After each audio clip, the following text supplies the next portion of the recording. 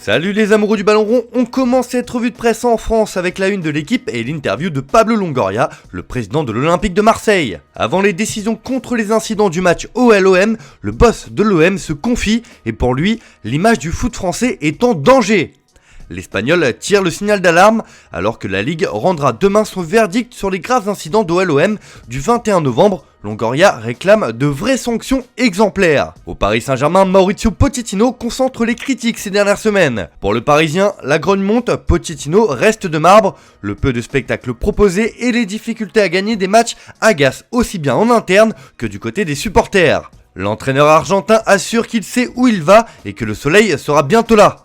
En Espagne, Sport parle carrément de crise Pochettino au PSG. Enfin, pour terminer ce point sur les clubs de Ligue 1, à Lyon ce n'est pas non plus la joie. 12ème de Ligue 1, l'OL est toujours dans l'impasse. Les Gaunes n'ont pas convaincu à Bordeaux, devant une équipe largement à sa portée. L'OL s'est empêtré dans un jeu étriqué, lié aussi à sa composition d'équipe. Mais le club veut croire au principe de son entraîneur. D'ailleurs, pour le match d'Europa League, les supporters des Rangers sont en colère, comme le rapporte le Daily Record. En effet, les Gers sont interdits de déplacement jeudi au Groupama Stadium.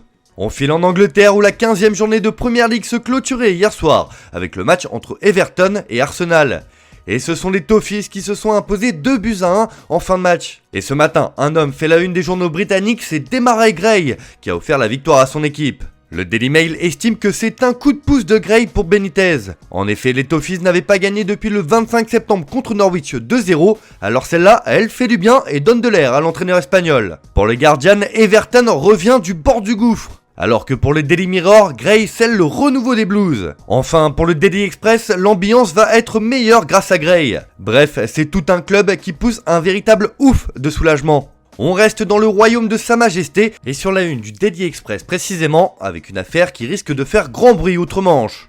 Le quotidien indique que Jude Bellingham fait l'objet d'une enquête par la police allemande. Samedi, le Borussia Dortmund s'est incliné sur sa pelouse contre le Bayern Munich 3-2 lors du traditionnel Klassiker. Mais la pépite anglaise a eu du mal à digérer cette défaite et il est sans doute allé trop loin dans ses propos à l'encontre de l'arbitre Felix Zeuer en déclarant « Vous donnez le plus grand match d'Allemagne à un arbitre qui a déjà truqué un match ». Le joueur de 18 ans avait taclé l'arbitre en faisant référence au plus grand scandale de match truqué outre-Rhin auquel il était mêlé en 2005. Zeuer aurait à l'époque accepté 300 € pour influer sur le cours d'un match, ce qui lui avait valu une suspension de 6 mois. De son côté, Sport Bild rapporte sur son site internet que le superviseur de la rencontre entre le BVB et le Bayern, Marco Haas, aurait déposé une plainte contre Bellingham pour calomnie et diffamation envers Felix Zeuer. Cette histoire est loin d'être terminée. Allez, on ouvre une page à la Ligue des Champions dans cette revue de presse avec des chocs qui font saliver l'Europe. Et c'est tout d'abord à Madrid où l'Atlético et le Real n'ont plus le droit à l'erreur s'ils veulent voir les 8e de finale de la compétition. Pour les colchoneros, c'est tout sur une seule carte, rapporte Marca. L'Atlético ne peut que gagner à Porto s'il veut aller en 8e. Mais avec un œil sur Milan. Si les Italiens gagnent également, l'équipe de Cholo Simeone doit marquer un but de plus qu'eux pour se qualifier. On attend la meilleure version de Griezmann qui revient pour briller en de telles occasions. Alors que les merengues, eux, veulent faire vivre l'enfer à l'Inter dans un Santiago Bernabéu qui est en général un cauchemar pour les équipes italiennes. Pour As, c'est une finale et demie. L'Atleti et Madrid décident de leur avenir en Ligue des Champions aujourd'hui.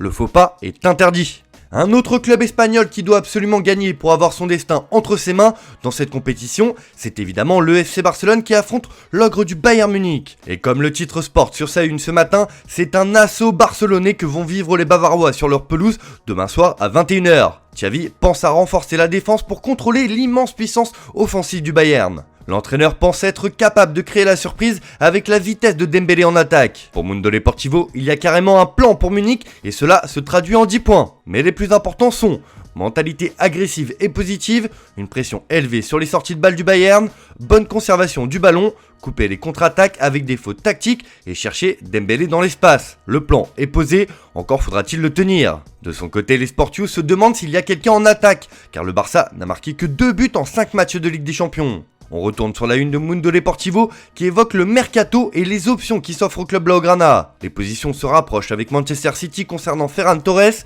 mais il manque encore 15 millions d'euros pour que les deux clubs trouvent un accord. Le Barça cherche un tueur et l'option Cavani reste ouverte. L'Uruguayen pourrait être une solution afin de remplacer Sergio Agüero, dont l'avenir professionnel est toujours incertain. Le club catalan se creuse les méninges pour trouver des solutions sur le mercato. Allez, on termine ce tour de la presse en Italie, où la Ligue des Champions a également une place de choix sur les unes des journaux. Pour le Corriere dello Sport, c'est nous l'Europe.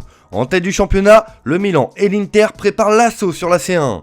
De son côté, Tuttosport encourage Ibrahimovic pour le choc face à Liverpool. Le Milan cherche l'exploit contre les Reds et attend de bonnes nouvelles de Porto. Enfin, pour la Gazzetta dello Sport, le Milan chante et l'Inter enchante. Les deux clubs milanais veulent gagner pour s'offrir un printemps européen très excitant. Voilà, c'est tout pour ce matin, bonne journée à tous, on se retrouve un peu plus tard pour votre traditionnel JT Foot Mercato.